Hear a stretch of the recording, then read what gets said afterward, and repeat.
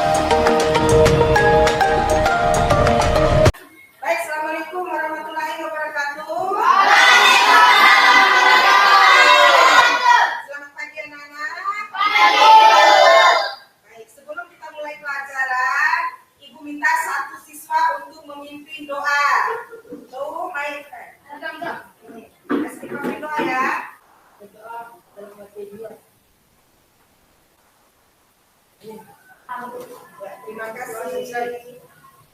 Sebelum kita masuk ke materi, Ibu absen dulu ya. Yang tidak hadir siapa? Banyak. Hah? Satu orang. 10. Gimana ada tidak hadir? 8 orang apa? 2 izin. 8 orang apa? 2 izin. 2 izin. Siapa tadi yang tidak hadir? Ayo sama Zikra. Sekarang kita masuk ke materinya. Materi kita hari ini tentang manusia. Sekarang Ibu tanya dulu sebelum Ibu masuk ke materinya. Ada yang tahu apa itu sistem pencernaan manusia? Yang bisa angkat tangan.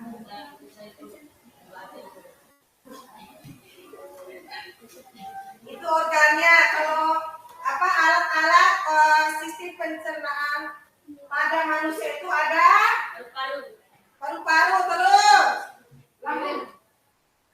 yang lain. Oke, yang lain.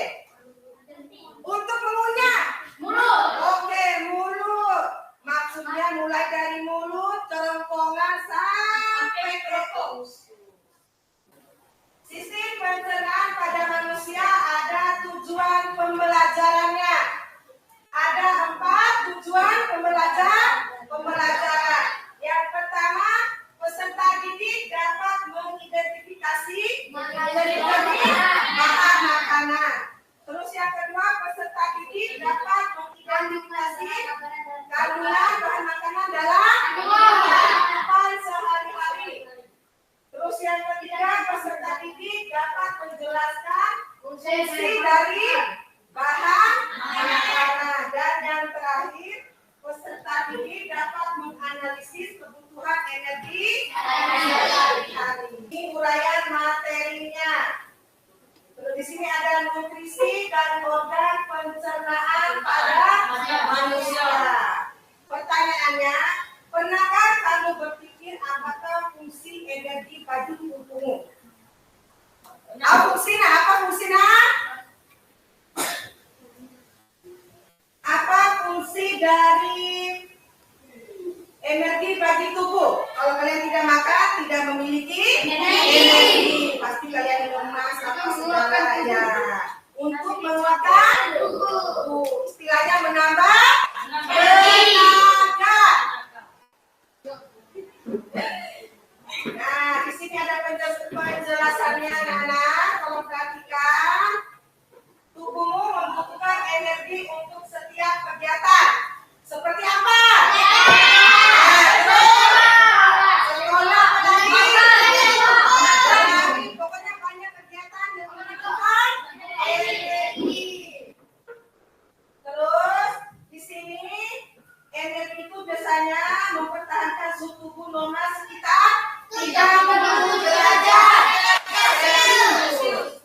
Itu yang dibutuhkan energi dalam tubuh kita. Terus satu satuan kalori atau biasa disingkat dengan kal. Satu satuan kalori biasa disebut dengan kal ya, menunjukkan jumlah energi yang dibutuhkan untuk menaikkan suhu 1 derajat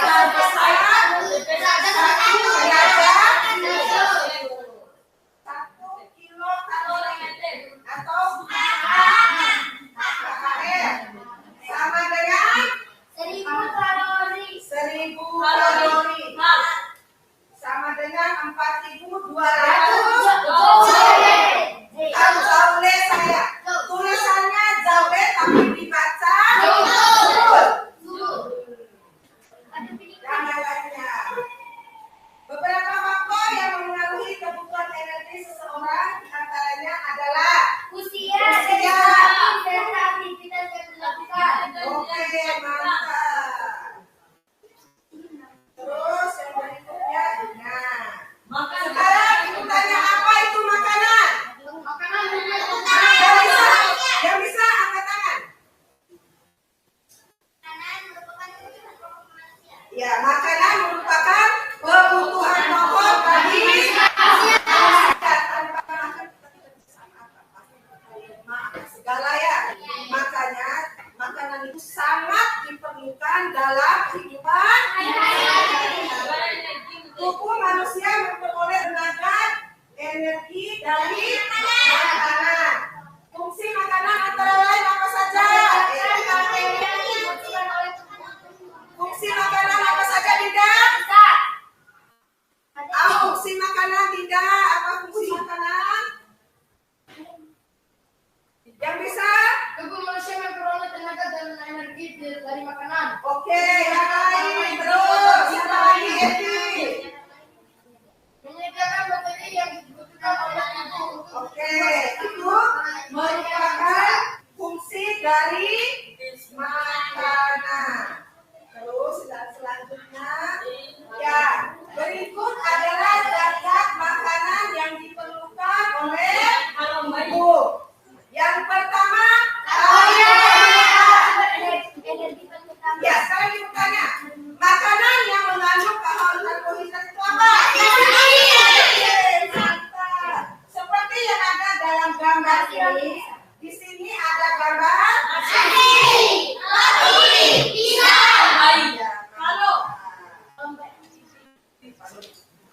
ya, karbohidrat merupakan sumber energi paling utama. Karbohidrat itu mengandung unsur C, terus hidrogen dan oksigen biasa disebut dengan O. 1 gram karbohidrat menghasilkan 4,1 kilokalori. Berarti besar dia ya. Yang terdapat pada nasi. Ya. Oleh karena itu karbohidrat diperlukan dalam jumlah yang cukup besar. Makanya jangan makan sedikit, harus makan banyak. Tapi jangan terlalu banyak lagi, nanti takutnya kena penyakit gula. Terus selanjutnya karbohidrat perlu dicerna terlebih dahulu oleh alat-alat pencernaan. Berarti dikunyah. Masukkan dulu ke dalam mulut, tentukan kunyah, langsung ke tenggorokan.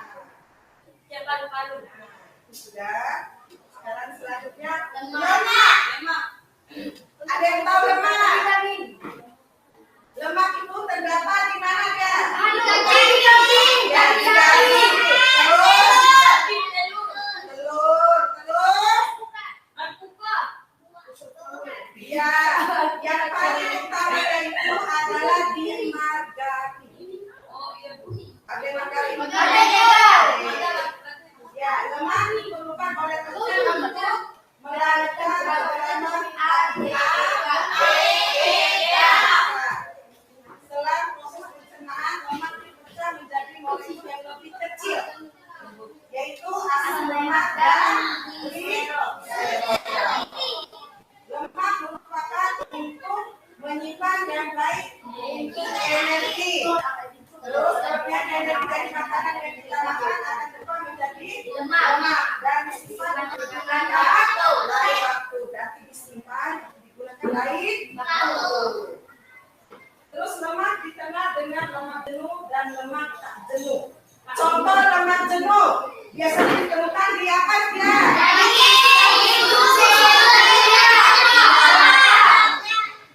Biasanya ditemukan di daging, susu, keju, dan minyak. Kalau sedangkan contoh lemak tak jenuh. Nah, ini merupakan contoh lemak tak jenuh. Ada kacang-kacangan, ada daging, ada buah, ada sayur, pokoknya lengkap ya. Terus selanjutnya protein dibutuhkan sebagai penghasil energi untuk pertumbuhan dan mengganti sel-sel tubuh yang rusak. Enzim dan hormon yang dibentuk antibodi atau biasa disebut dengan sistem kekebalan tubuh. Protein, nah di bawah ini ya contoh makanan yang mengandung protein seperti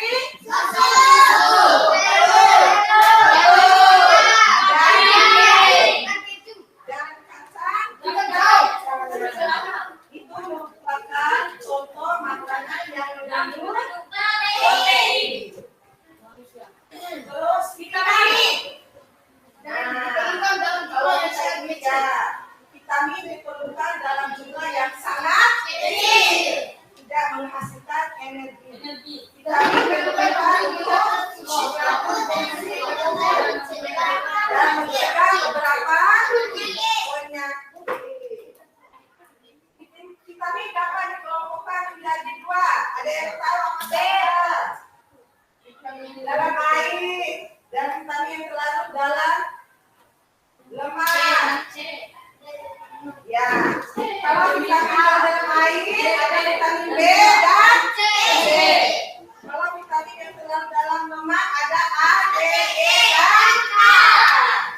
Ya, di situ ada beberapa kandungan di dalam tubuh. Terus ada pun fungsi dari vitamin tersebut adalah vitamin B kompleks. Berfungsi sebagai apa? Koenzim dalam proses metabolisme penting. Vitamin C diperlukan untuk sintesis jaringan sel. Kalau vitamin A digabungkan dengan vitamin B, vitamin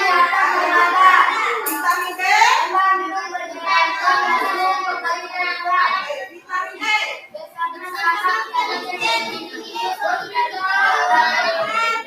Dan yang terakhir vitamin K.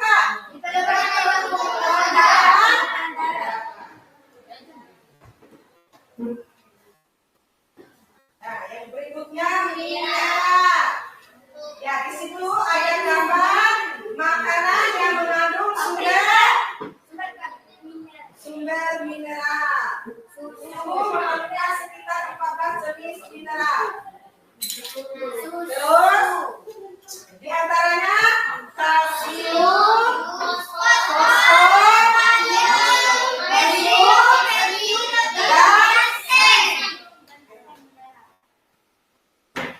mineral berfungsi dalam proses pembangunan sel, membantu reaksi kimia tubuh. Terus contoh makanan yang bergizi bagi tubuh. Nah, apa saja contoh makanan yang bergizi bagi tubuh?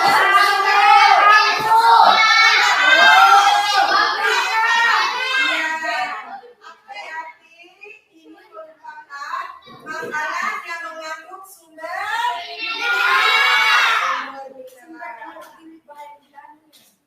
Terus yang berikutnya kalau air ini sangat diperlukan oleh makhluk hidup, tidak hanya manusia, tapi hewan, tumbuhan sangat memerlukan air. Kalau tidak ada air, kita tidak bisa hidup. Begitu juga dengan tanaman, kalau kita tidak menyiram tanaman, maka tanaman tersebut akan mati. Begitu juga dengan kita manusia. Kalau kita manusia tidak minum air atau kita mandi apa segala seperti dahak, ya itu kan. Begitu juga manusia, kalau kita tidak makan, tidak minum apa segala ya. Jadi air itu sangat diperlukan dalam kehidupan. Dalam organ tubuh kita ini ada beberapa organ yang mengandung apa? Yang ada mengandung banyak air, seperti paru-paru, terus hati, terus tulang dan kulit. Kulit juga sangat memerlukan air. Berdasarkan proses makanan dapat dibedakan menjadi dua. Ada dua ya, proses mekanis dan proses kimiawi. Sekarang kita tanya, ada yang tahu proses kimiawi itu apa? Yang bisa?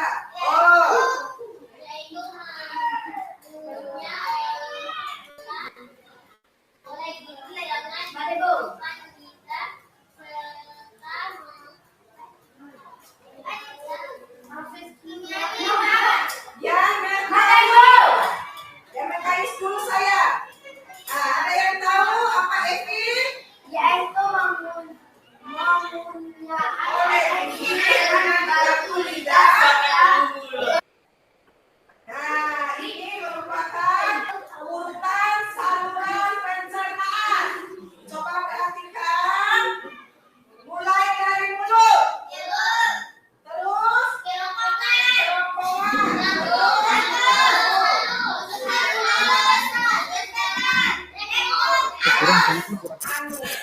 Berakhirnya di anus. Tempat pembuangan ya kotoran atau tempat pembuangan air juga bisa. Istilahnya parutan ya. Iya. Bahasa biologinya anus. Kalau bahasa Inggrisnya nah, mungkin itu saja dari Ibu. Ada yang bertanya sampai di sini sebelum kita masuk di kegiatan. Istilahnya Ibu akan membagikan beberapa kelompok kalian ya. Nah, dan Ibu juga sudah menyediakan bahan-bahan yang harus apa yang kalian kerja kelompok nanti. Kedua dan kelompok masing-masing kelompok Ibu akan memberikan lembar kerja. Istilahnya LKSD. Ya LKS itu istilahnya. Yang dulu itu LKS. Nah, sekarang jadi LKPD. Lembar kerja peserta ini kelompok 1, ini kelompok 2, ini kelompok 3. Tugasnya kalian adalah ya. Tugasnya kalian adalah mencatat apa yang kalian selidiki. Ibu ambil di sini ada mie instan dan susu irisan fresh. Nanti kalian tulis di sini ya, mie instan dan susu fresh. Ya, indikator nutrisinya. Misalnya kalau perhatikan, kalian lihat di dalam ini misalnya mie instan. Karbohidratnya ada berapa? Terus proteinnya berapa, lemaknya berapa, vitaminnya berapa ya. Begitu juga dengan susunya ini. Karena tidak sama. Ini beda ya. Oke, Ibu akan bagi masing-masing satu kelompok adalah satu ini. Nah, silakan kalian lihat.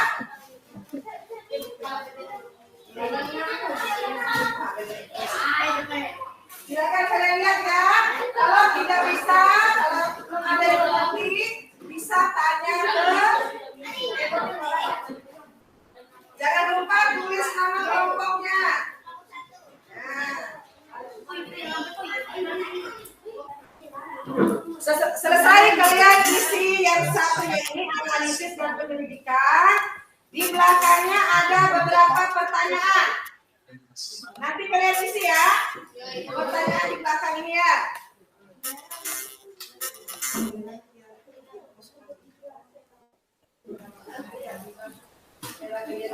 Sudah? Jangan lupa isi isiannya yang di belakang ya. Esainya yang di belakang ada 6 nomor.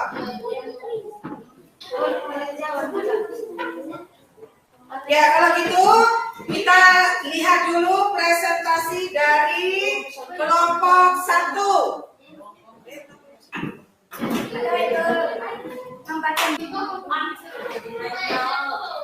Ya, kalau perhatikan temannya mempresentasikan hasil kerja kelompoknya.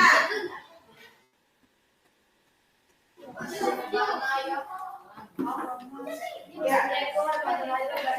Kami dari kelompok 1 ingin mempresentasikan hasil kerjasama kami.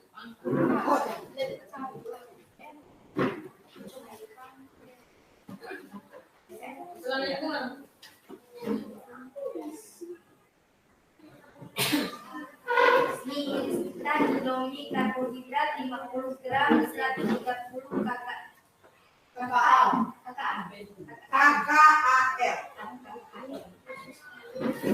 Protein 8 gram 130 KKAL, lemak 7 gram 130 KKAL, vitamin 25% 130 KKAL, karbohidrat 15 gram 120 KKAL, protein 4 gram 120 KKAL, lemak 3 gram 120 KKAL, vitamin 20% 120 KKAL.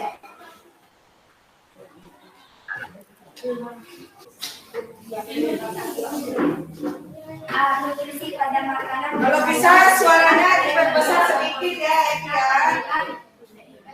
Suaranya diperbesar sedikit saya supaya bisa dengar. Setelah kalian melihat komposisi serta kandungan dari makanan kemasan, yang kalian identifikasi apakah makanan dan kemasan tersebut cukup baik untuk memenuhi gizi harian kalian. Jawabannya? Tidak, karena tidak memenuhi gizi bagi tubuh kita dan tidak sama baik dan tidak sama halnya kita makan nasi. 2. Setelah kalian mengidentifikasikan komposisi dan nilai gizi makanan kemasan tersebut, menurut kalian sudahkah memenuhi komponen gizi seimbang? Jawab, belum memenuhi gizi seimbang karena masih belum memenuhi standar gizi tidak sama halnya kita makan nasi. 3. Berdasarkan pengamatan dan diskusi yang telah dilakukan, apa yang dapat kamu simpulkan? Saya menyimpulkan bahwa makanan yang kita makan seperti ini tidak bisa membuat perut kita kenyang dan tidak sama halnya dengan kita makan nasi. 4. Jelaskan hubungan antara organ pencernaan manusia. Hubungan antara organ pencernaan makanan manusia adalah proses yang dilakukan oleh sistem organ pencernaan untuk mengelola makanan agar dapat diserap nutrisinya dan diubah menjadi energi. Jelaskan keterkaitan antara organ pencernaan manusia. Keterkaitan antara organ pencernaan manusia meliputi mulut, kerongkongan, lambung, hati, pankreas, dan empedu, salur dan usus besar. Buatlah kesimpulanmu berdasarkan penyelidikan. Kesimpulan dan hasil penyelidikan bahwa makanan kita tidak baik untuk kita karena ada bahan pengawet yang bisa merusak sistem organ pada tubuh manusia. Jadi tidak sama halnya dengan kita mengkonsumsi nasi yang banyak mengandung karbohidrat dan baik untuk kesehatan serta perkembangan tenaga. Sekian presentasi dari kami. Assalamualaikum warahmatullahi wabarakatuh. Waalaikumsalam warahmatullahi wabarakatuh. Ya, tepuk tangan untuk kelompok 1. Setelah Ibu melihat, mengamati dari hasil kerja kelompoknya kalian, mulai dari kelompok 1, 2, dan 3, ternyata jawaban dari pertanyaan yang ada di dalamnya KPD-nya ada yang beda, ada yang tidak sama juga ya. Seperti di kelompok 1. Nah, di pertanyaannya. Terus di kelompok 2. Dan yang terakhir di kelompok 3.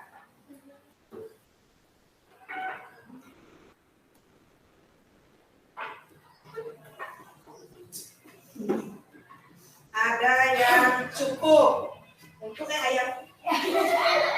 Ada yang cukup. Seperti di kelompok 2, setelah kalian melihat komposisi serta kandungan nutrisi dari makanan kemasan yang kalian identifikasi, apakah makanan instan kemasan tersebut cukup baik untuk memenuhi gizi harian kalian? Jawabannya untuk kelompok 2, cukup. Makanannya cukup baik.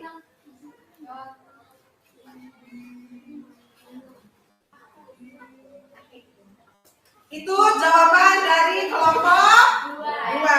Sedangkan dari kelompok 1 tidak, karena tidak memenuhi gizi bagi tubuh kita dan tidak sama halnya kita makan nasi. Itu menurut Ibu jawabannya ya, begitu. Kalau hanya ini cukup, makanannya cukup baik, maksudnya apa? Berarti kalian setiap hari tidak makan nasi, tidak konsumsi nasi. Setiap harinya kalian hanya mengkonsumsi ini instan terus. Karena di dalam tubuh kita, kalau kita tidak makan nasi, kita tidak memiliki tenaga istilahnya. Tidak sama halnya kita makan nasi. Apalagi kita hanya makan mie saja. Sekarang Ibu tanya, pada saat kalian sebelum datang ke sekolah, kalian tentu sarapan dulu toh? Mungkin kayak kemarin ada yang pingsan pada saat upacara bendera karena tidak makan pagi. Pingsan. Sudah berdiri di bawah matahari, mana energi yang ada dalam tubuh tidak ada. Nah, energi itu sudah yang dinamakan kita sarapan pagi. Nah, nasi. Tidak sama halnya kalian makan mie apa segala. Istilahnya itu hanya makanan pelengkap saya. Dengar ya? Nah, dengar? Hanya makanan pelengkap. Tidak seperti kalian memakan makanan pokok, yaitu nasi. Seperti contoh hanya kalian pada saat kita mulai puasa, kan mulai puasa kita mulai dari terbitnya matahari sampai mulai dari subuh itu kan sampai malam pas baru maghrib. Nah, pasti kalian lemas, tidak makan, tidak minum. Berarti istilahnya inti dari kerja kelompoknya kalian ini tidak sama dengan makanan yang kita makan sehari-hari. Nasi itu ya, kalau hanya kita makan mie instan, itu hanya pelengkap saja. Iya, tidak sama hanya kita memakan nasi. Oke, mungkin sampai di situ saja pertemuan kita. Lebih dan kurangnya Ibu mohon maaf. Wabillahi taufik wal hidayah. Wassalamualaikum warahmatullahi wabarakatuh. Waalaikumsalam. Ya.